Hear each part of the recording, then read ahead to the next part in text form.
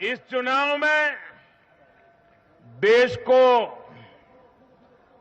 जातियों में बांटने की बहुत कोशिशें हुई,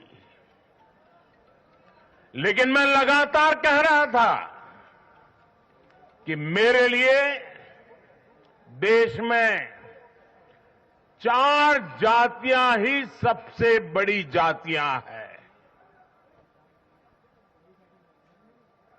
और जब मैं इन 4 जातियों की बात करता हूं,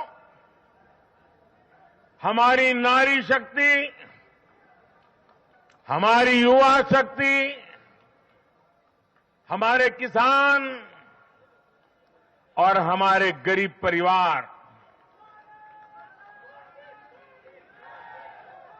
इन 4 जातियों को सशक्त करने से ही देश सशक्त होने वाला है। आज बड़ी संख्या में हमारे ओबीसी साथी इसी वर्ग से आते हैं। आज बड़ी संख्या में हमारे आदिवासी साथी इसी वर्ग में आते हैं।